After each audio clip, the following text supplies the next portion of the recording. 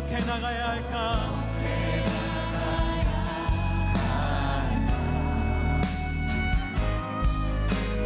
나를 구원한 주의 십자가, 그것을 믿으며 주의 보좌로 나갈 때에, 주의 보좌로 나갈 때에 나 여전히 부족하나.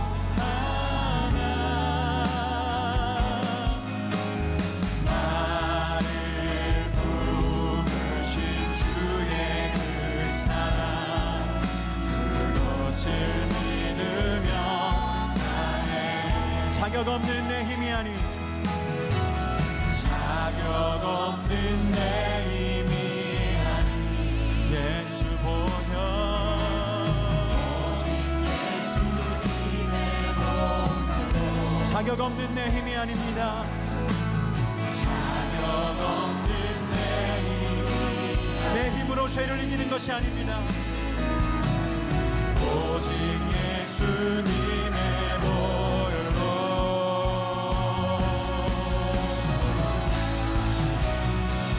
십자가의 보혈, 완전하신 사랑, 힘입어 나갑니다. 십자가의 보혈, 완전하신 사랑, 힘입어 예배합니다. 자격 없는 내 힘이 아닌,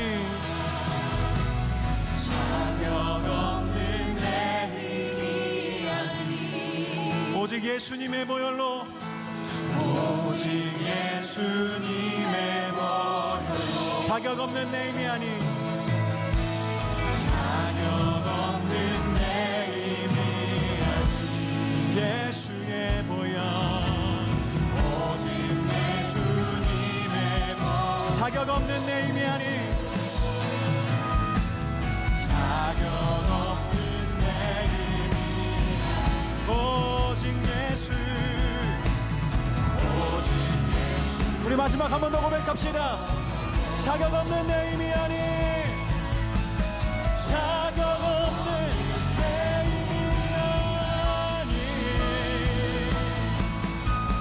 오직 예수님의 보혈로.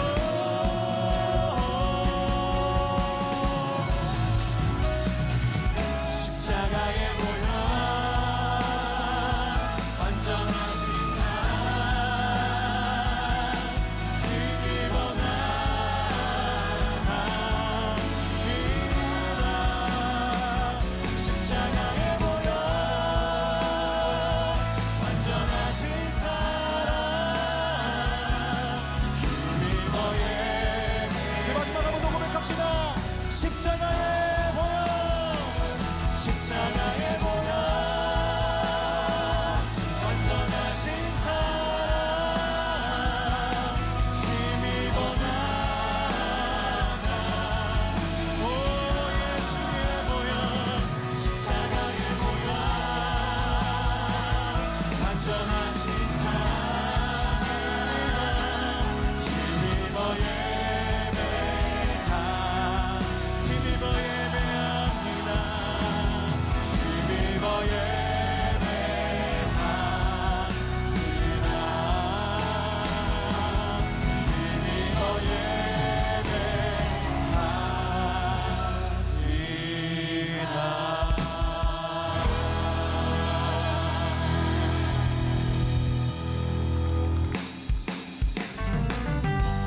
주에서 자유를 얻게 하시고 우리에게 믿음의 삶을 살게 하시는 우리 주님, 우리 찬양하시면서 나가겠습니다. 죄에서 자유를 얻게 하는 보혈의 능력, 주의 보혈, 시험을 이길 곳은, 육체의 정욕을 이길 힘은 보혈의 능력, 육체의 정욕을 이길 힘은 보혈의 능력, 주의 보혈, 정결한 마음을 얻게 하니 참 놀라운 능력.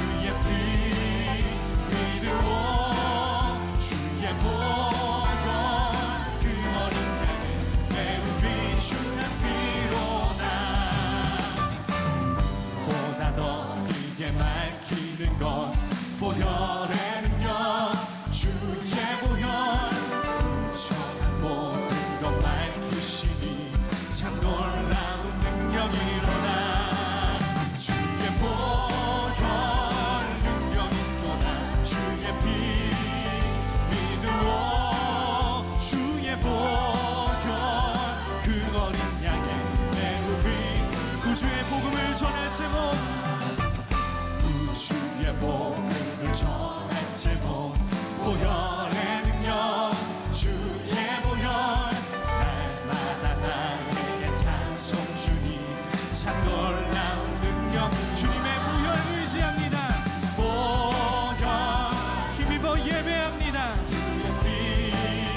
믿으오 주의 보혈 그 어린 양의 매우 귀 다시 한번 찬양할까요? 죄에서 자유를 죄에서 자유를 얻게 보혈의 능력 우리 주님의 보혈 시험을 이기고 승리하니 참 놀라운 능력 육체의 정욕을 이길 힘은 육체의 정욕을 이길 힘은 보혈의 능력 주의 보혈 정결한 마음을 얻게 하니 참 놀라운 우리 주님을 의지하시면서 주의 보혈 능력 있도다 주의 피 믿으오 주의 보혈 그 다시 한번 그 능력의 보혈을 의지하시면서 주의 보혈 주의 보혈 능력 있도다 주의 피 믿으오 주의 보혈 그 어린 양의 우리 목소리로만 다시 한번 주의 보혈 능력 있도다 주의 보혈 능력 있도다 주의 피 믿으오 주의 보혈 그 어린 다시 한번 주의 보혈 능력 있도다 주의 보혈 능력 있도다 주의 피 이 시간 믿으며 나아갑니다. 이 시간 믿으며 예배합니다. 그 어린 양의 매우 귀중 마지막으로 주의 보혈 능력 있도다 주의 피 믿으오 그 어린 양의 매우 귀중한 피로다 매우 귀중한 피로다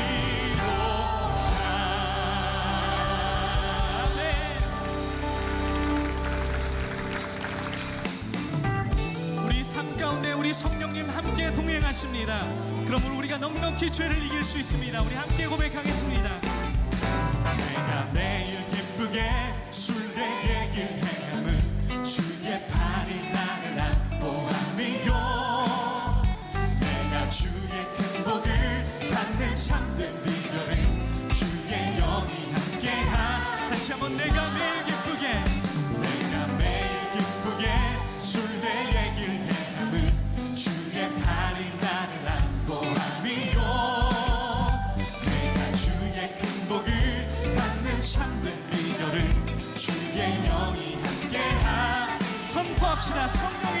성령이 계시네 할렐루야 함께하시네 좁은 길을 걸으며 밤낮 기뻐하는 것 주의 영이 함께하 전에 죄에 빠져서 전에 죄에 빠져서 평안함이 없을 때 예수 십자가의 공로 힘입어 그 말 아래 엎드려 참된 평화 얻음은 다시 한번 찬양하겠습니다. 나와 동행하시고 모든 염려하시니 나와 동행하시고 모든 염려하시니 나는 숲의 새와 같이 기쁘다 우리에게 예배함이 기쁨입니다. 주님의 뜻을 행하는 삶을 살기 원합니다. 선포합시다. 성령이 계시네 할렐루야 함께하시네 좁은 길을 걸으며 밤낮 기뻐하는 것 주의 영이 함께하 세상 모든 욕망과 세상 모든 욕망과 나의 모든 정욕은 십자가의 힘이 모습 박았네 어두운 밤이 지나고 무거운 뒷모습이 주의 영이 함께하 다시 한번 세상 모든 정욕과 세상 모든 욕망과 십자가에 이미 못을 박았네. 모든 밤이 지나고 무거운 짐 벗으니 주의 영이 함께한 성령이 계시네. 성령이 계시네. 할렐루야 함께하시네. 좁은 길을 걸으며 밤낮 기뻐하는 것 주의 영이 함께한 성령이 계시네. 성령이 계시네. 할렐루야 함께하시네. 좁은 길을 걸으며 밤낮 기뻐하는 것 주의 영이 함께하시네. 다시 한번 성령이 계시네. 성령이 계시네. 할렐루야 함께한 다시 한번 성령이 계시네. 할렐루야 다시 한번 성령이 계십니다. 성령이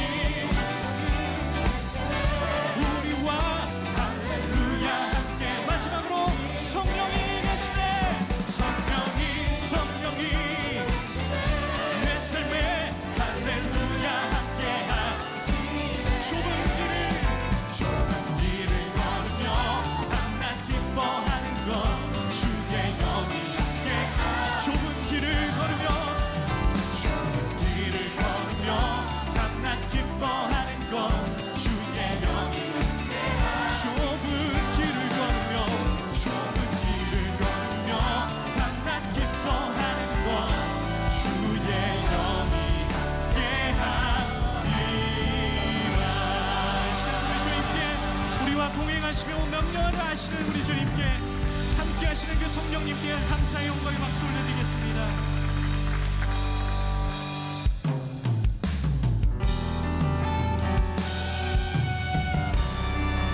시편 51편에 죄를 지은 다윗은 하나님 앞에 고백합니다. 하나님, 주님의 성령이 나를 떠나지 마시고 주님 앞에서 우리를 멀리하지 마옵소서. 정직한 영을 새롭게 하소서. 우리 이런 마음으로 우리 함께 찬양하며 나가기 원합니다. 정결한 마음 주시옵소서. 오 주님, 정직한 영을 새롭게 하소서. 정결한 마음 주시옵소서. 오 주님,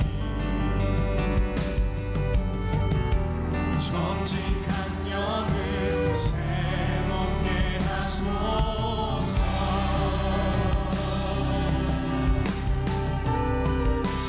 나를 주님 앞에서 멀리 하지 마시고 주의 성령을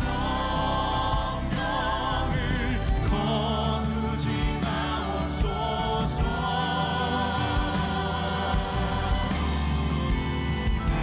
그 구원의 힘을 다시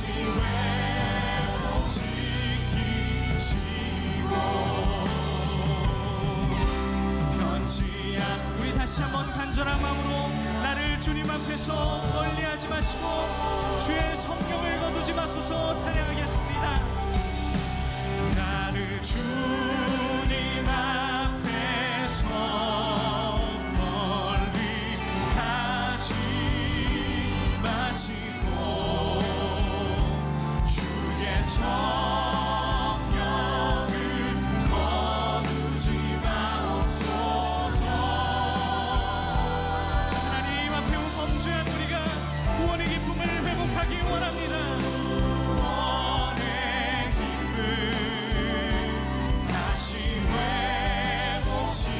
회복시키시고 우리 다시 한번 우리 목소리를 높여 우리 주님 앞에 간절한 마음으로 다시 한번 고백하며 나가기를 원합니다.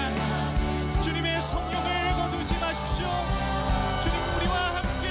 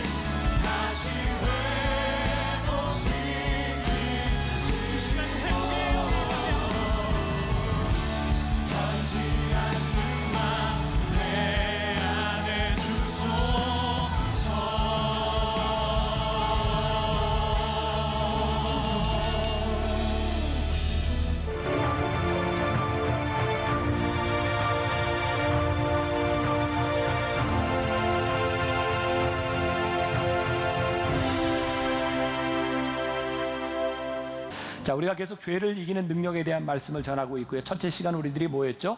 분노. 그리고 말씀을 마치고 제가 영상 인사를 남기고 갔죠. 어떤 장로님이 열심히 할 테니 총으로 쏘지 마세요. 뭐 가스 총사 드릴게요. 뭐 이랬던. 이게 심각한 건가요? 지금 웃으라고 한 얘기인데. 그 다음에 교만에 대한 말씀을 나눴고, 지난주에는 제가 로뎀 교회를 가는 바람에 일부 설교 녹화를 내놨었는데 뭐였죠? 질투를 이기는 능력. 오늘은 정욕을 이기는 능력에 대하여 말씀을 나누려고 합니다. 제가 말씀을 나누면서 여러분들에게 지금 하고 싶은 이야기가 있는데, 우리가 지금 나누는 이 말씀들은 처음 듣는 이야기가 아니에요. 다 들었던 이야기고요. 오늘 이 정욕에 대한 말씀도 이미 여러분들 머릿속에는 무슨 말을 할지 빤해 내가 알아. 아마 그 말을 제가 하게 될 거예요. 그런데 중요한 건 뭐예요? 아무리 이야기를 해도 우리들이 지켜지지 않는다는 거예요. 지난 금요일에, 어제 그제죠, 저희 교회 최호균 목사님이 금양로 예배 설교를 하는데 그런 얘기를 하더라고요. 교인들한테, 여러분 오늘 예배를 마치고 나가면 1층에 택배 그 부스가 있는데 거기 11번 부스에 가서 비밀번호 1, 2, 3, 4번을 누르면 오늘 예배를 참석한 여러분들을 위해 선물이 준비되어 있습니다. 꼭 가지고 가세요. 그렇게 이야기를 했어요. 그리고 묻더라고요. 진짜 가서 확인해 볼 사람. 그랬더니 몇 사람이 이렇게 손을 들고 나머지는 손을 들지 않았어요. 이런 이야기를 하고 싶었던 거예요. 손을 들었던 사람들은 최호균 목사님이 하는 말을 믿는 거죠. 말을 믿는다고 하는 것은 말을 하는 사람을 믿는다는 겁니다. 그렇게 얘기하더니 가지 말라 그러더라고요. 안 넣어놨다고. 자, 거기서 말하려고 하는 것은 뭐냐면, 말을 믿는다고 하는 것은 말하는 사람을 믿는다는 말이다. 제가 오늘 말씀을 전하면서 새벽에 어머니 기도실에서 그런 생각이 들었어요. 하나님, 우리가 하나님의 말씀을 듣는데, 하나님의 말씀을 배우는데, 정말 우리가 하나님을 믿는다면 이 말씀을 믿어야 되지 않겠습니까? 우리가 하나님을 믿는다면 이 말씀을 듣고 우리들이 가슴에 새기고 말씀대로 살아야 되지 않겠습니까? 오늘 이 정욕이라고 하는 주제는 참 힘든 주제이기도 하고 여러분들이 반박할 이야기도 굉장히 많을 거예요. 저는 오늘 이 시간에 우리들이 흔히 이야기하는 뭐 혼전순결이라든지 뭐 동성연애라든지 이런 개별적인 사안을 가지고 여러분들에게 이야기하려고 하는 것이 아니라, 오늘 여러분들이 말씀을 듣고 정욕이라고 하는 이 문제를 가지고 하나님 앞에서 내가 어떻게 살 것인가는 여러분들의 아주 주관적이고 개인적인 여러분들의 결단이 이 말씀을 통해 일어날 수 있기를 간절히 소원합니다. 그리고 이 말씀을 들으며 우리들의 마음이 불편해진다고 하는 것은 성령께서 우리들에게 역사하신다고 하는 증거이고, 말씀 앞에 여러분들이 반응할 수 있으면 좋겠습니다. 우리가 구별해야 될 것이 있습니다. 이 정욕이라고 하는 것, 성욕이라고 하는 것, 우리들에게 성적인 욕망이라고 하는 건 너무나 당연한 일이죠. 여기에 있는 우리들 모두가 성욕이 있기 때문에 여기에 사람들이 존재할 수 있는 이유입니다. 질투의 감정도 그렇고 교만에 대한 것도 그렇고 앞으로 우리들이 나누게 될 모든 죄에 대한 것도 사실은 우리 본능에 대한 문제입니다. 그래서 본능이 죄는 아닌데요, 본능이 죄는 아닌데 본능대로 살면 죄가 됩니다. 본능을 우리들이 어떻게 잘 말씀 안에서 만들어가느냐, 그러니까 이 정욕이라고 하는 것은 단순한 성욕과는 구별이 되는 이 탐색이라고 하는 말로도 쓰이게 되는데, 이 말의 의미는 인격적인 사랑, 우리들의 헌신과 윤리적 책임을 수반하지 않은 성적 쾌락을 추구하는 것을 탐색 혹은 정욕이라고 말하는 거예요. 그러니까 오늘 여기서 우리가 분명히 구별해야 될 것이 있는 거죠. 제가 이런 이야기를 하면 굉장히 고루한 사람이다라고 생각할 젊은이들이 많이 있을지도 몰라요. 제가 이번 말씀은 우리 성도들과 함께 인터랙션하고 있다고 이야기를 했어요. 이 말씀을 보고 이 묵상한 글을 제가 좀 받아보고 있는데, 어떤 분의 글을 좀 읽어드릴게요. 김양재 목사님 설교에서 들은 것입니다. 목사님께서 결혼 주례를 설 때의 일이었습니다. 신랑이 하도 싱글벙글하기에 신랑이 결혼식 날에 좋은 것은 당연하지만 눈에 띄게 웃고 즐거워하기에 무엇이 그리 좋냐고 물어보셨답니다. 신랑이 이렇게 대답했습니다. 오늘이 바로 그 디데이인데 그럼 안 기쁠 수가 있겠습니까? 오늘 결혼할 때까지 서로의 순결을 지켜주고자 얼마나 인내하고 참았는데 오늘 있을 일을 생각하니 정신을 못 차릴 정도라고 웃는 신랑의 모습이 얼마나 귀엽고 사랑스러운지 모르겠다고 말씀하셨습니다. 아는 분의 결혼식에 다녀왔습니다. 양갓집이 다 성당을 다니는데 벌써 살림을 차리고 살 정도로 죽고 못 사는 사이라고 말을 합니다. 그래도 신부님의 기도도 미리 받고 했으니 문제될 것이 없다는 말을 덧붙이는 것을 보고 과연 그 기도가 무엇을 위한 기도였는가를 생각하게 됩니다. 사랑하는 사람과 하루라도 같이 있고 싶고 좀 더 오래 같이 있고 싶은 것은 정말 이해되는 일입니다. 그날 결혼식을 위해 온 힘을 다해 인내하고 기다린 신랑의 기쁨이 미리 함께 사는 신랑의 기쁨보다 훨씬 클 것이라는 생각을 하게 되었습니다. 우리 성도의 묵상글이었습니다. 제가 이 이야기를 하면서 어떤 금욕에 대한 이야기를 하려고 하는 것이 아니고 뭐 혼전순결을 지켜야, 물론 우리들이 성서적으로 하나님 앞에 지켜야 되는 어떤 아이템들이 있지만 단순히 그런 것을 이야기하려고 하는 것이 아니라 우리들에게 있는 정욕대로 우리들의 하고 싶은 대로 사는 것과 그것을 절제하는 것과는 차이가 있다고 하는 것을 여러분들에게 말씀드리고 싶고, 그리고 하나님께서 우리를 쓰시고자 할 때 하나님이 쓰시는 사람은 우리의 성욕과 정욕을 어떻게 이겨나가느냐에 따라 좌우된다고 하는 사실이에요. 오늘 본문 말씀 중에 20절에 이런 말씀이 있죠. 큰 집에는 금그릇과 은그릇뿐만 아니라 나무그릇과 질그릇도 있어 귀하게 쓰는 것도 있고 천하게 쓰는 것도 있나니. 벌써 이 말씀 들으면 신앙생활을 오래 한 사람들은 무슨 말이 나올지 다 그려질 거예요. 그래, 하나님은 깨끗한 그릇을 쓰신다고 하는 거구나. 이런 것에서부터라고 하는 것이 뭐냐면 정욕이죠. 성적인 죄에서부터 깨끗해지면 하나님이 우리를 쓰신다. 자, 이거 아주 중요한 말인데요. 우리가 하나님 앞에 성적으로 더럽혀진 사람이 되면 하나님이 우리를 쓰시지 않습니다. 하나님은 우리들 모두에게 하나님이 쓰시기에 합당한 그릇으로 만들어 주셨어요. 그러니까 모든 그릇이 똑같은 건 아니에요. 유진 피터슨 성경에 보면 이 부분 그릇을 뭐로 표현하고 있냐면 주방으로 표현을 하고 있습니다. 뭐 주부들은 벌써 주방이 그려지죠. 여기에 컵을 놓는 장도 있고 여기에 접시를 놓는 데도 있고 여러 개가 있단 말이에요. 여러분들이 필요할 때 무언가를 꺼내 쓸 수 있습니다. 그런데 여러분들이 꺼내 쓰는 그릇은 어떤 그릇이냐면 깨끗한 그릇입니다. 아무리 용도가 정해져 있지만 더러운 그릇을 쓸 수는 없는 것입니다. 용도 폐기되는 거죠. 여러분, 가장 불행한 일이 무엇일까요? 용도대로 만들어졌는데 용도대로 쓰임받지 못하는 겁니다. 우리 인생에게, 하나님의 사람에게 가장 불행한 일이 무엇일까요? 용도가 폐기된 것이 아닐까요? 오늘 우리 모두가 여기에서 예배를 드릴 수는 있습니다. 마치 찬장에 쟁겨져 있는 그릇처럼 우리들이 모양을 가지고 있을 수는 있지만 하나님께서 예배드리는 우리를 모두 다 쓰실 수 있는 것은 아닙니다.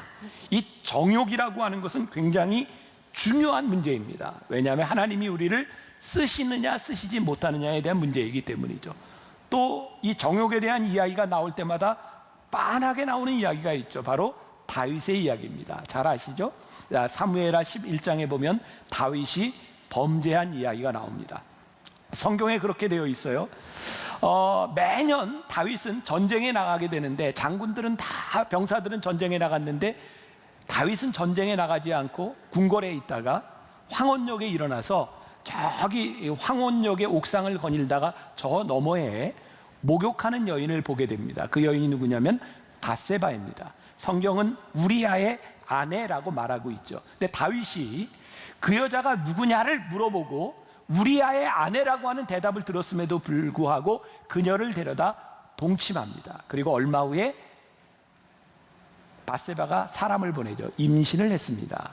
그래서 그 죄를 가리기 위해서 이제 그의 남편을 죽이는 살인죄까지 저지르게 됩니다. 자, 여러분들에게 묻겠습니다. 다윗이 황혼역에 올라가서 옥상에서 저기 목욕하는 여인을 보는 것이 죄입니까? 아닙니까? 예? 그 쉬운 얘기를. 절에도 봐요. 아니, 남자 중에 올라갔는데 저쪽에서 목욕하는 여자 있는데 안 볼 남자 있으면 손 들어 보세요. 저는 그렇게 뭐 특별한 남자가 아니고 저는 정상적인 남자라면 볼 겁니다. 아마 여자들도 남자가 목욕하는 거 모르겠어요. 여러분, 우리들이 가지는 이런 성적인 그 감정에 대해서 성경은 죄라고 이야기하는 것이 아닙니다. 문제는 다윗이 그 여자를 보고 성욕이 정욕으로 변화되어서 그 남편이 있는 아내인 것을 알매도 불구하고 자기의 욕망을 채우기 위하여 여인을 데려왔다는 겁니다. 정욕, 자기의 욕심을 채우기 위하여 어두운 곳에서부터 일어나는 일, 그것을 죄라고 말씀하고 있어요. 고린도전서 10장 23절에 보면 모든 것이 가하나 모든 것이 유익한 것이 아니요 모든 것이 가하나 모든 것이 덕을 세우는 것은 아니다 라고 말씀하고 있습니다. 자, 하나님은 우리들에게 자유의지를 주셨습니다. 정욕의 문제는 뭐냐면 자유의지를 가진 우리들에게 성욕이 생겼을 때 그것을 마음대로 쓴다는 거예요. 왜? 내가 할 수 있으니까. 성경은 우리들에게 뭐라고 합니까? 네가 마음대로 할 수 있으나 그것이 다 옳은 것이 아니니라. 네가 덕을 세우지 않는 것이면 내가 할 수 있으나 하지 않는 것이 옳으니라. 제가 말씀을 묵상하면서 그런 생각을 했어요. 우리들이 너무 말을 막 하죠. 왜? 내 입이니까. 그래서 저는 교인들 가운데, 아니 사람들 가운데 음담패설 많이 하는 사람들이 있습니다. 하지 마세요. 그리고 행동을 너무 쉽게 하는 사람이 있습니다. 내가 손을 대도 괜찮은 사람이 있고 손을 대서는 안 될 사람이 있습니다. 아무에게나 손을 대는 행동들, 그거 옳은 것이 아닙니다. 제가 예전에는 그냥 우스갯소리로 이렇게 우리 교회 안에서 악수할 때 젊은 여자들하고는 악수 안 하고 60 넘은 여자하고는 제가 다 악수를 합니다. 괜찮습니다. 이렇게 얘기했었는데 요즘은 60이 돼도 아가씨 같아요. 구별이 안 돼요. 저 요즘 60 넘은 여자들하고도 악수를 쉽게 하지 않습니다.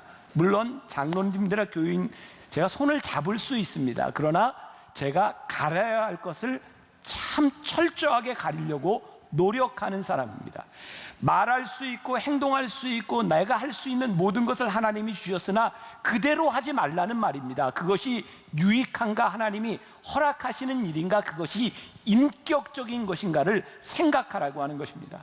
하나님이 오늘 우리들을 만드시고 우리들에게 많은 사명들을 주셨는데 하나님이 누구를 쓰시냐면 정욕에 무릎 꿇은 사람을 쓰시는 것이 아니라 정욕을 이긴 사람, 그것을 이겨낸 사람을 하나님이 쓰시기 때문에 오늘 이 말씀이 우리들에게 아주 중요한 말씀이라는 거예요.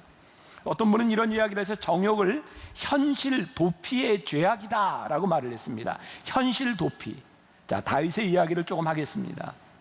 왜 다윗은 그 해에 전쟁터에 나가지 아니하고 왕궁에 혼자 남아 있었을까요? 이유는 이미 다윗 왕조가 많이 안정이 되어 있었고 다윗은 이쯤 됐다라고 생각했기 때문에 다윗이 가지 않아도 전쟁하는데 문제가 없었던 것 같아요. 그래서 다윗은 혼자 궁궐에 남습니다. 말씀을 묵상하며 준비하다가 저에게 든 생각입니다. 하나님, 정욕에서 이기는 것은 우리가 평생을 싸워야 될, 끝까지 싸워야 될 일인 것 같습니다. 제가 2부 예배를 마치고 나서 여기서 여러분들과 함께 찬양하며 마지막에 여러분 나갈 때까지 제가 보잖아요. 너무너무 감사한 게 있어요.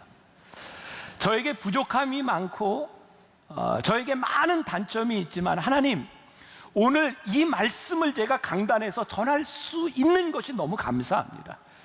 하나님이 우리를 쓰시지 못하고 만일 제가 설교하는 중에, 죄송해요, 제가 어떤 부적절한 관계로 누군가 교인 중에 누군가 그런 사람이 있다면 제가 양심에 화인 맞지 않고 제가 어떻게 설교할 수 있겠습니까? 하나님이 저를 쓰실 수 있다는 것, 하나님이 여러분들을 쓰실 수 있다는 것이 정말 얼마나 소중한 일인지 모르는데 우리들이 정욕에 빠지면 하나님이 쓰실 수 없다. 근데 모두에게 슬럼프가 찾아와요. 다윗에게 있어서는 아마 이 시기였을지 몰라요. 아, 이쯤 하면 됐다. 그는 전쟁에 나가지 않고 혼자 쉴 수 있는 때라고 생각했을지 몰라요. 우리가 경험하는 거지만 많은 교회, 큰 교회 목사님들이 때때로 정욕에 무너지는 것을 바라보며 바로 그런 슬럼프는 아니었을까. 저에게도 여러분들에게도 믿음의 슬럼프가 찾아오는데 이쯤 되면 안정되었고 이쯤 되면 되었다고 생각할 때 우리 인생의 슬럼프를 어떻게 지나가야 될까? 근데 다윗의 문제는 뭐였어요? 그가 저녁 때에 침상에서 일어나 왕궁 옥상을 거닌 거예요. 기억하십시오. 죄는 언제 일어나는가? 우리가 잠자야 될 시간에 잠을 자고 일해야 될 시간에 일을 해야 되는 거예요. 우리들이 있어야 될 시간과 있어야 될 장소에 있어야 하는데 머물 장소에서 벗어나기 시작하면 우리들이 정욕에 빠지기 쉽게 되는 거죠. 이제 몇 주 안 있으면 휴가 피크 바캉스 시즌이 들어옵니다. 신문에 보니까 보건복지부와 인구보건복지협회에서 이런 캠페인을 합니다. 바캉스 베이비를 막아라. 바캉스 시즌이 지나면 임신 중절 수술이 급증합니다. 바캉스 시즌에 임신하는 경우가 굉장히 많습니다. 이유는 무엇일까요? 일상생활에서 벗어나는 일입니다. 여러분, 우리가 쉬는 것이 잘못된 것이 아니라 일상을 벗어나는 시간에서 우리의 성욕이 정욕으로 바뀌어지지 않도록 우리들이 어떻게 우리를 관리하느냐에 대한 문제입니다. 그리고 정말 무서운 것은 뭔지 아세요? 우리들이 돈이 없고 힘이 없으면 죄를 짓지 않을 일들을 우리들에게 돈이 주어지고 우리들에게 권력이 주어짐으로 인하여 비인격적으로 성을 사는 일들, 이런 일들이 우리들에게서 정욕으로 바뀌어지는 거죠. 정상적이어야 될 성욕이 정욕으로 바뀌어지는 것. 다윗이요, 목욕하는 여인을 바라보며 이성을 잃어요. 그 여인이 아름다워 보이는 거죠. 여러분들 성경에 밧세바가 이뻤다라고 하는 글은 없습니다. 다윗에게 예뻐 보였습니다. 누가 그러죠? 황혼에 목욕하는 여자가 제일 아름답다고. 예뻐 보이는 겁니다. 또 이유는 무엇이냐면 이미 다윗의 마음에는 죄 지을 준비가 되어 있었던 것 같아요. 중요한 것은 다윗이 이 죄를 짓고 났더니 하나님께서 더 이상 다윗을 사용할 수 없는 사람이 되어버린 거죠. 오래전이에요. 제가 한국에서 프라미스 키퍼스라고 남자들의 약속을 지키는 사람들이라고 하는 운동 같이 할 때였습니다. 그때 제가 보았던 자료에 프라미스 키퍼스 운동의 총재였던 분이 비행기를 타고 워싱턴으로 가는 길이었어요. 옆에 앉은 여인이 비행기에 타서 너무너무 열심히 기도를 하는 거예요. 이분이 내릴 때 물어봤답니다. 무슨 기도를 그렇게 열심히 하셨습니까? 이 여인이 이렇게 대답을 했죠. 저는 이 땅 위에 있는 모든 목회자들이 성적으로 타락하기를 위해서 기도합니다. 이 여인은 하나님을 믿는 사람이 아니라 사단을 숭배하는 사람이었어요. 저는 지금 한국교회와 세계교회 안에 일어나고 있는 성적 일탈에 대한 부분들을 단순히 정욕에 대한 문제를 넘어서 이건 영적인 문제일 수 있겠다고 생각해요. 왜냐하면 교회에 목회하는 목회자가 성적으로 타락하는 순간 교회가 무너져 내리고 교회가 힘을 잃기 때문입니다. 어떻게 설교를 하며 어떻게 사역을 감당할 수 있겠습니까? 이 음행, 성욕이 무서운 이유는요, 제가 사부 설교를 이제 조금 이따 해야 되는데 청년들이 이런 질문을 던졌더라고요. 이제 청년 예배 때 할 거예요. 음란물을 보는 거나 이 성적인 문제들이 남에게 피해가 되지 않는 것인데 교회에서 왜 이렇게 심하게 이야기를 하는 겁니까? 여러분, 중요한 것은요, 남에게 피해를 주는 일이 아니라 고린도전서 6장 18절에 보니까 음행하는 자는 자기 몸의 죄를 범하느니라 라고 말씀하고 있어요. 남에게 피해를 주는 것도 참 심각한 문제지만 자기 몸의 죄를 지음으로 인하여 죄값을 치르게 되는 것이 얼마나 무서운 일인지 몰라요. 여러분, 다윗을 보세요.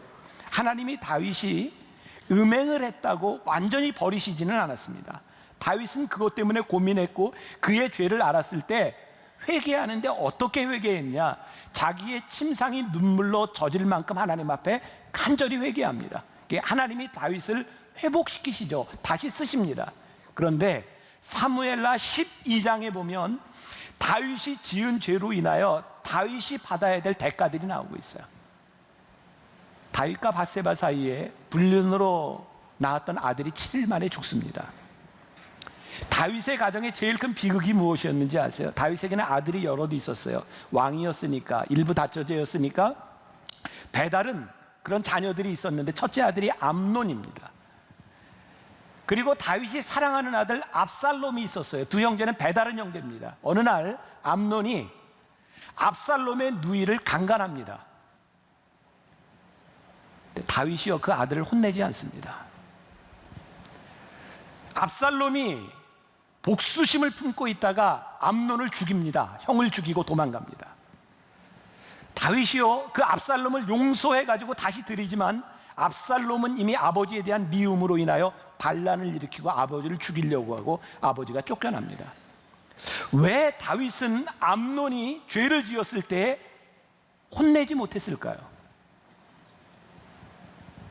다윗 스스로가 자식을 혼낼 만한 자격이 없었기 때문은 아니었을까요? 다윗은요 자기 아들 압살롬에게 쫓겨나가며 왕궁 위에서 자기의 아들이 자기의 후궁들과 백주 대낮에 거기에서 성행위를 하는 것을 모든 사람들이 볼 수 있는 수치를 당합니다. 여러분, 드라마나 영화의 이야기가 아니라 우리들이 경험하고 있는 많은 문제들이 결국 따지고 보면 정욕의 문제에서부터 시작된 일이 얼마나 많은지 몰라요. 하나님은 하나님과 우리들 인간과 인간들 사이에 비인격적으로 일어나는 일들에 대하여 하나님은 무섭게 질책하시는 것을 우리가 보게 돼요. 영어로는 abuse라고 하는 말을 씁니다. 교수가 학생들에게 성적인 관계를 맺는 것, 목사의 지위에서 교인들에게 성추행하는 것, 내가 권력을 가지고 인격적인 사랑의 관계가 아니라 돈과 권력의 문제를 가지고 일어나는 모든 일들을 비인격적인 정욕에 대한 문제라고 말씀하고 있어요. 여러분, 젊은이들이 있다면 잘 들으십시오. 결혼에 대한 문제도요, 인격적인 결혼이 아니라 돈과 권력에 대한 문제로 결혼이 시작된다면 그것은 무서운 일입니다. 그러니까 하나님은 우리들에게 주신 성욕과 이 사랑에 대한 감정들이 하나님 앞에서 어떻게 인격적으로 이루어지고 있는가를 보도록 우리들에게 말씀하고 있는 거예요. 자, 이제 중요한 숙제가 있죠. 어떻게 우리들이 이 정욕을 이길 수 있을까요? 우리들 모두에게 주어진 이 본능에 대한 문제에서 우리들이 어떻게 이길 수 있을까요? 성경은 오늘 본문은 21절에서 이렇게 말씀하고 있어요. 그러므로 누구든지 이런 것에서, 정욕적인 것이죠, 이런 것에서 자기를 어떻게 하면, 깨끗하게 하면 귀 쓰는 그릇이 되어 거룩하고 주인의 쓰심에 합당하며 모든 선한 일에 준비함이 되리라. 제가 말씀을 묵상하면서 깨끗하게 하면, 이 말씀은 두 가지 의미가 있는 것 같아요. 하나는 깨끗하게 유지된다고 하는 의미도 있지만, 더러워졌지만 그 그릇을 깨끗하게 하면 하나님이 쓰신다. 모르겠어요. 저와 여기 있는 여러분들, 우리들의 내밀한 것을 누가 얼마나 알 수 있겠습니까? 분명한 것은 더러워진 과거 때문에 하나님을 우리들이 완전히 버리거나 우리를 쓰시지 못하는 것이 아니라 그것에서부터 너희가 깨끗하게 되면 하나님께서 우리를 용도대로 쓰신다는 거예요. 우리들이 회개하면, 우리들이 돌아오면 하나님이 우리를 쓰신다는 거예요. 정욕에 물든 죄 상태에 그대로 있는 것이 아니라 우리들이 거기에서부터 빠져나오면, 다윗이 하나님 앞에 자기가 범죄했다는 것을 안 순간 침상이 젖을 때까지 눈물을 흘리며 기도할 때에, 물론 그가 치러야 될 대가들이 많았지만 하나님이 그를 버리신 것이 아니라 그를 쓰셨던 것처럼.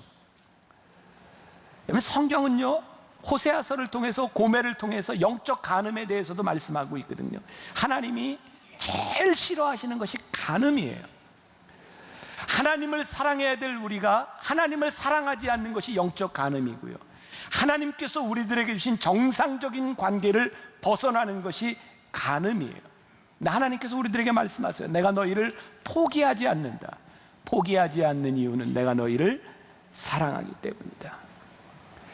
하나님이 우리를 자녀 삼으셨기 때문에, 하나님이 우리를 포기하지 않는다고 말씀하시기 때문에 우리들의 과거에 대한 문제가 아니라 앞으로 우리의 미래를 어떻게 살 것이냐에 대한 문제죠. 제가 두 가지의 방법을 말씀드립니다. 하나는 소극적인 방법이고 또 하나는 적극적인 방법입니다. 오늘 디모데후서 2장 22절 본문 말씀에 또한 너는 청년의 정욕을 어떻게 해요? 피하고 주를 깨끗한 마음으로 부르는 자들과 함께 의와 믿음과 사랑과 화평을 따르라. 중요한 게 피하라고 하는 말이죠. 자, 이 말도 여러분들 많이 들어본 말이에요. 여러분들 정욕을 피하십시오. 자리에 가지 마십시오. 자, 제가 지난주에 읽었던 책이 있어요. 그 한옥 목사님이 새로 쓴 책인데 하나님이 내시는 길, 이 책에 보면 어떤 청소년 사역자가 요즘 청소년들이 왜 이렇게 음란물 중독에 빠지는지 도저히 이해할 수가 없어서 이유를 알려고 음란물을 봤대요. 왜 애들이 빠지는가?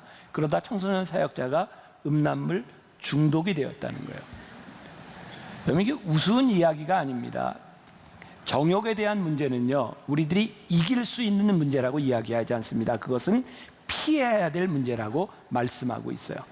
정욕을 이기는 가장 좋은 방법은 피하는 것입니다. 왜냐하면 제가 말씀 묵상하면서 설교 준비하다가 이 정욕에 대한 문제는 인풋이 있으면 틀림없이 아웃풋이 있는 거예요. 요즘 우리들이 사는 세상이 얼마나 힘이 듭니까? 여러분, 저도요, 똑같이 인터넷 검색하고 뭐 다 해요. 이메일하고 다 합니다. 아니, 세상에 어디를 누르고 어디를 검색하고 무슨 기사를 봐도요, 아무튼 예쁜 여자와 벗은 여자들이 떠요. 그죠? 저는 근육 있는 남자는 잘 안 보여요. 여자만 보여요. 여자들은 근육 있는 남자가 보이나요? 여자가 보이나요? 아니, 우리들이 이거 벗어날 수 없는 세상에서 우리가 살고 있는 세상이 그렇다는 거예요. 우리들이 그것을 나는 이길 수 있어 계속 보면서 난 이겨, 난 괜찮아, 이게 안 된다는 거예요. 우리들이 어떻게 하면 인풋을 하지 않는가, 이것이 정욕을 이길 수 있는 제일 중요한 문제예요. 제가 저희 가족들과 함께 미국에서 마지막 이렇게 여행을 하면서요, 샌디에고라고 하는 곳에서 패러글라이딩을 한 적이 있어요. 저는 낙하산 한번 타는 게 소원인데 군대에 있을 때 그걸 못했거든요. 그러니까 하늘을 날고 싶었어요. 그런데 혼자는 안 되더라고요. 옆에 누가 타가지고 이렇게 패러글라이딩을 같이 하는데 제 아내도 딸도 아들도 같이 이렇게 탄 거예요. 그 샌디에고 그 절벽에서요, 이렇게 쫙 타고 내리면 이제 바다로 이렇게 내려가는데 그냥 막 사뿐히 이렇게 내려가더라고요. 쫙 내려가는데 뭐 무섭기는 하지만 기분이 아주 좋아요. 근데 뒤에 이렇게 태우고 가는 사람이 저에게 탁 공중에 떴는데 요 밑에가 누드비치입니다 그러더라고요. 제 아내도 있고 이렇게 애들도 있는데 바로 눈이 가더라고요. 밑에 보니까 너무 높아가지고요, 구분은 안 되는데 누드비치인 건 확실한 것 같아요. 제가 정상입니까? 비정상입니까? 정상이죠. 저 정상입니다. 그런 거예요. 목사인 저도 여기 예배드리는 여러분들도 거기에 눈이 가지 않을 수 있겠습니까? 그게 하나님이 사람을 그렇게 만드신 거죠. 문제는 우리들이 이렇게 눈이 가고 우리들이 그렇게 생겨먹은 사람들인데 그것을 피할 수 있는 길은 내가 그것을 보면서 이길 수 있는 것이 아니라 어떻게 해서든지 빨리 피하는 것이라고 말씀하는 거죠. 우리가 이 이야기를 할 때마다 또 등장하는 사람이 있어요. 창세기 39장에 나오는 요셉의 이야기죠. 요셉은 주인에게 인정을 받았어요. 근데 보디발의 아내가 계속 요셉에게 추파를 던지는 거죠. 그러던 어느 날 기회가 왔어요. 아무도 없는 그 집에 요셉과 이 보디발의 아내만 있는데 이 아내가 동침하자 그러는 거죠. 여러분, 성경에 보면 요셉이 보디발의 아내가 동침하자고 하는 이야기를 들었을 때 겉옷을 벗어놓고 도망갑니다. 이런 상상을 해보세요. 요셉이 그 순간 보디발의 아내가 나하고 둘이 동침하자 그랬을 때 생각해보고 이게 지금 상황이 어떤 건가, 내가 지금 어떻게 해야 되나, 만약에 깊은 묵상으로 들어갔다면 요셉이 어떤 행동을 했을까? 아마 요셉에게는요, 여러 가지 상황들과 경우의 수들이 있었을 거예요. 여기에서 내가 이 여인을 박차고 나가는 것보다는 아무도 없는 곳에서 눈 한번 딱 감으면 내가 편하게 살 수 있다는 생각이 들었을지도 몰라요. 아무튼 이 정욕의 순간에 묵상을 하면 여기서 빠져나올 사람이 없다는 거예요. 요셉은 옷을 벗고 뛰쳐나갑니다. 왜냐? 요셉은 하나님을 두려워하는 사람이었기 때문에 하나님을 생각하며 나아갔다는 거예요.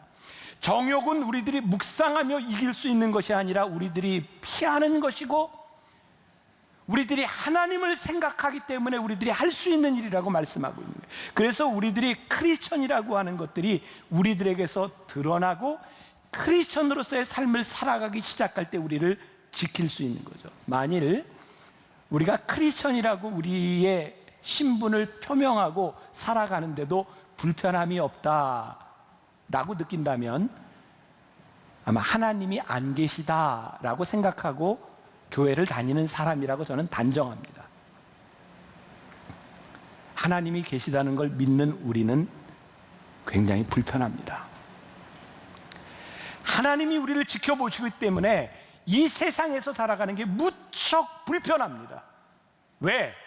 세상에 수없이 펼쳐진 많은 가능성 가운데 하나님이 우리를 지켜보시는데 어떻게 우리들이 불편하지 않을 수 있습니까? 제가 시작하면서 이야기했죠. 우리가 하나님을 믿고 하나님의 말씀을 믿는다면 하나님의 말씀이 우리를 불편하게 해야 그 말씀이 우리들 속에서 살아 역사할 수 있는 거죠. 어떻게 사람들은 요셉이 하나님을 두려워하는 사람인 줄 알았을까요? 요셉은 하나님을 예배하는 사람이었어요. 저 오늘 여러분들에게 굉장히 강력한 도전을 드리고 싶어요. 여러분들이 여름에 바캉스 시즌을 지나고 여러분들이 휴가를 가고 어디를 가고 여러분들이 무슨 삶을 살든 여러분들이 하나님을 예배하면 예배하는 것 때문에 하나님의 영이 여러분들을 지켜주는데요, 여러분들의 삶에 슬럼프가 오고 여러분들이 일상을 떠나는 순간 예배를 드리지 않고 하나님을 의식하지 못하면 절대로 여러분들 중에 정욕을 이길 사람이 없습니다. 요셉은 하나님을 예배하는 사람이었기 때문에 사람들이 요셉을 바라보며 하나님의 모습을 보죠. 지지난주죠. 저희 교회 장로님들하고 기획위원회를 마치고 이야기하는데 한 분 장로님이 이런 얘기를 하더라고요. 제가 실명을 거론하지는 않겠습니다. 그 장로님이 회사를 다녀요. 어떤 그룹의 임원입니다. 근데 그 회사에서요, 직원들이 이 장로님을 부를 때 그 회사에서의 직책을 부르지 않고 장로님이라고 부른답니다.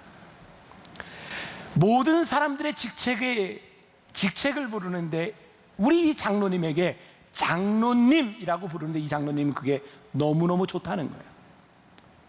전 그런 생각이 들었어요. 훌륭하다.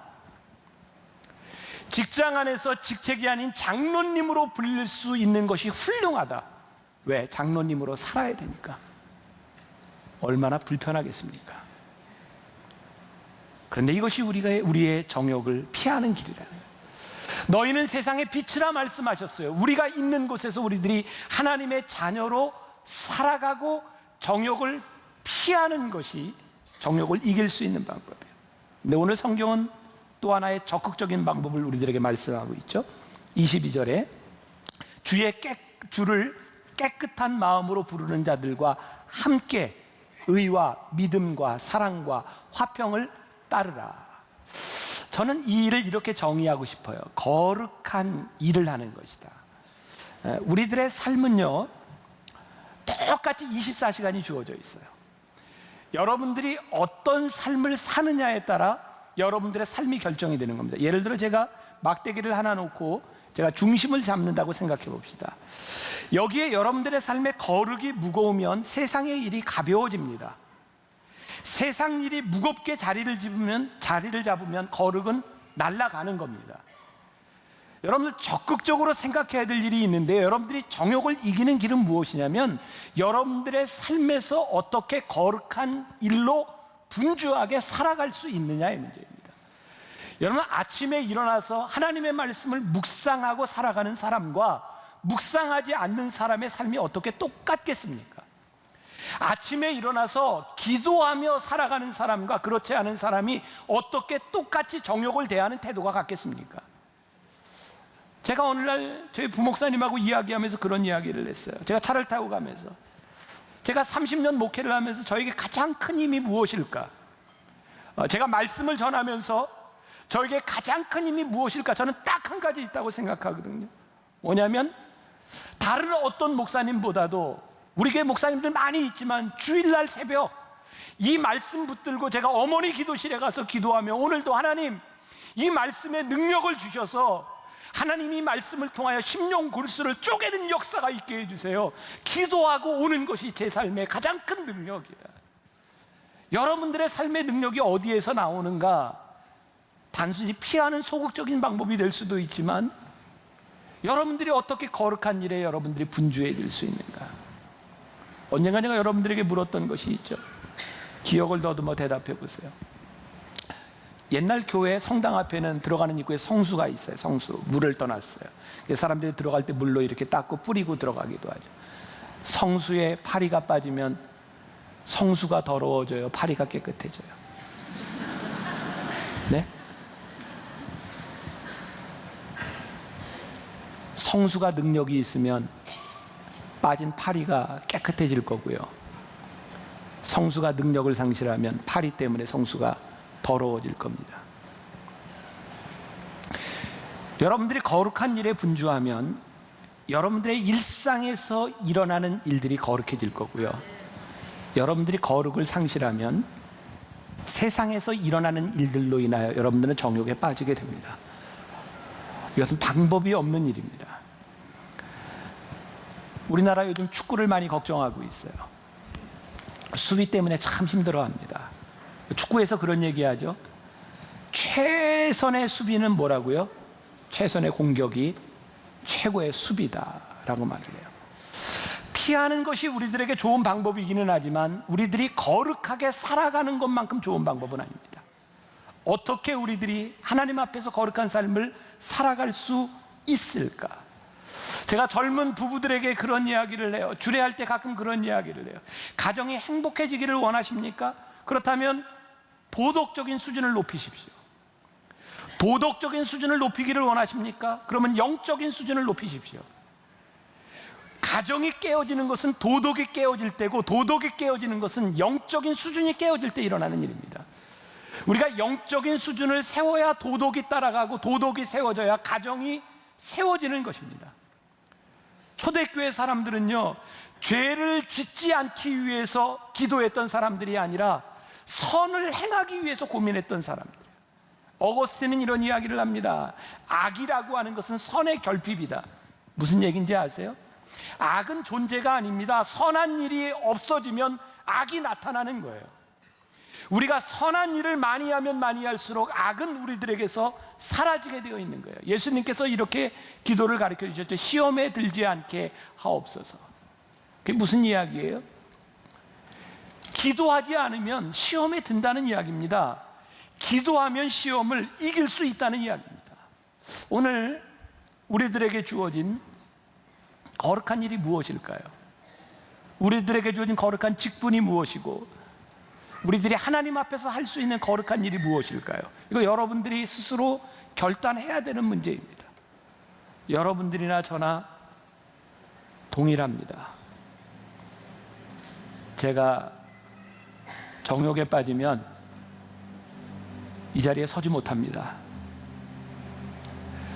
만일 정욕에 빠져 죄를 짓고도 이 자리에 선다면 양심의 화인을 맞은 무서운 사람이죠.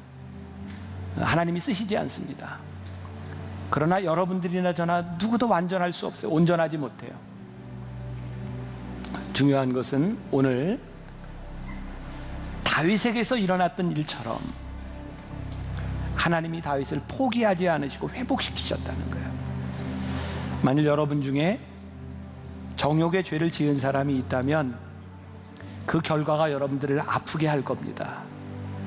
그 결과로 인하여 여러분들이 치러야 될 대가도 있을 겁니다. 네, 여러분들 그거 감당하셔야 되는 거예요. 그리고 하나님 앞에 기도해야 되는 겁니다. 버림받지 않도록. 하나님, 이런 일에서 제가 깨끗하게 되어 하나님 앞에 쓰임받을 수 있도록 저를 회복시켜 주시옵소서.